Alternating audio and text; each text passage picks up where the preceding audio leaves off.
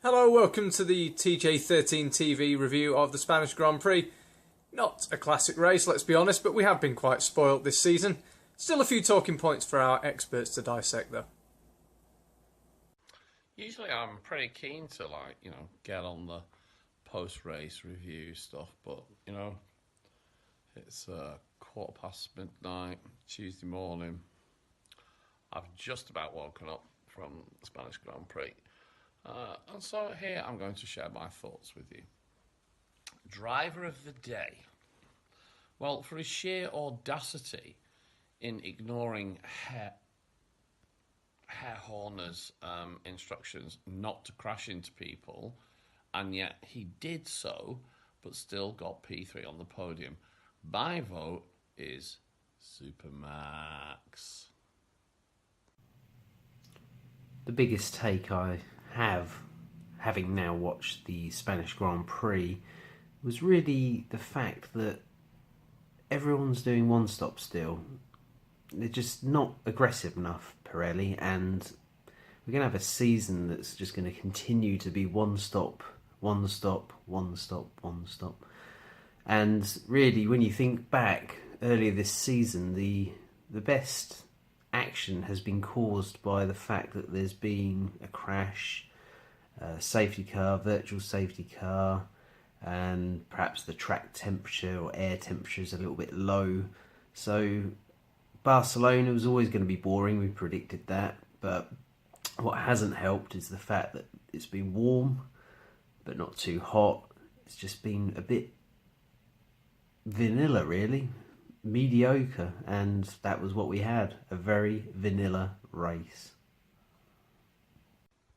It's good to see that Liberty Media are revolutionising the sport in many, many ways.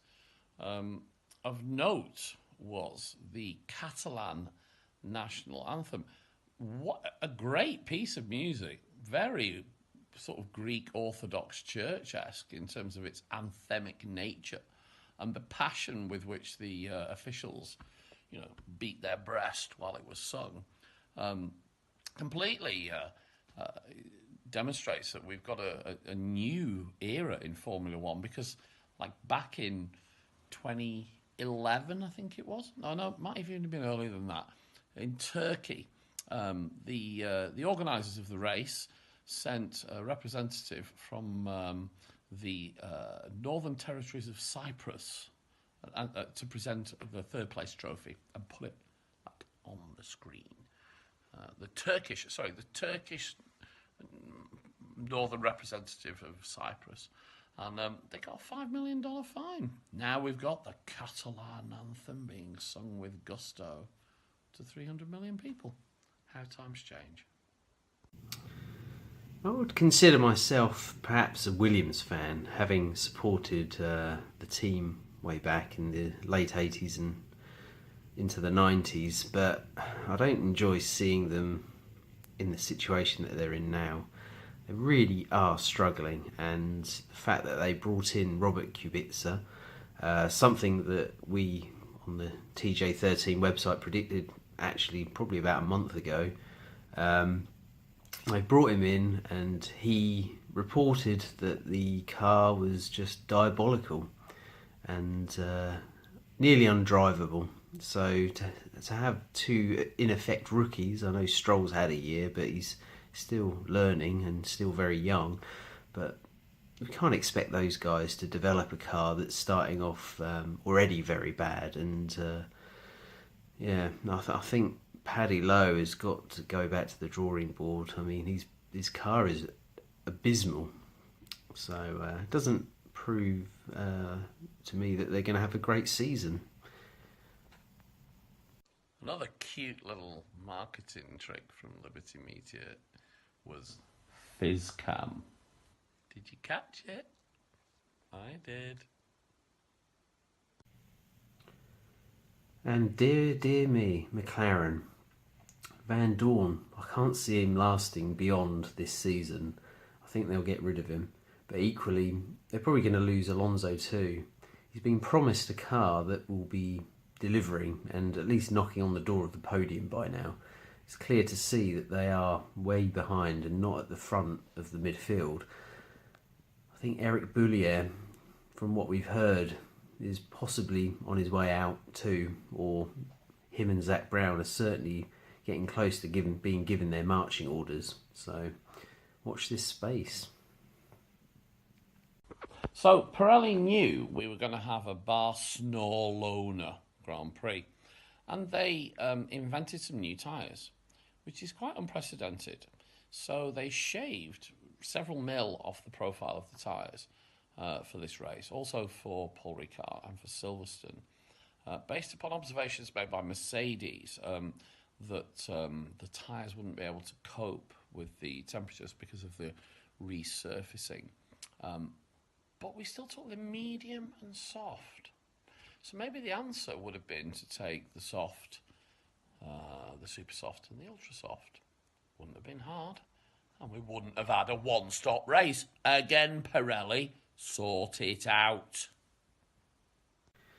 And of course we have Max Verstappen, who finally had a trouble-free race. Well, apart from crashing into the back of another car during the virtual safety car, I think it was a Williams. But apart from that, he drove a reasonably boring but standard race where he drove well and outperformed Ricciardo and got on the podium. So well done, Max. Keep up the momentum, and hopefully we'll see you on the podium a few more times. Maybe even a race win. Who knows? Look, I'm not blaming Roman. You know, some say he's French. That's the problem. Some say he has a silly name. But, you know, that's your parents' responsibility, isn't it? Hey, if you check out the video, K-Mag, you know, cocked it up for everybody. He had a twitch, flicked out of the tight line through turn 3, causing Roman to, like, have a little wobble. And it was game over. You know, 3 points and 3 grid place deductions. You're having a laugh. You know, this was a race lap 1 incident. Give the guy a break. You know, he's got a kid and everything, and he's racing for Gene Haas, and yeah, harsh. After scoring a grand total of 4 points as his home Grand Prix, Fred is the best of the rest. P7 in the Drivers' Championships on 32 points. Like 10 points ahead of everybody else, and some. And but McLaren still looks shit.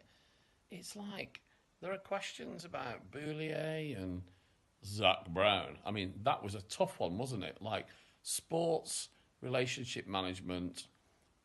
What's the skill set to running a Formula One team? I don't know. Zach needs to go. Anyway, Fred will be happy.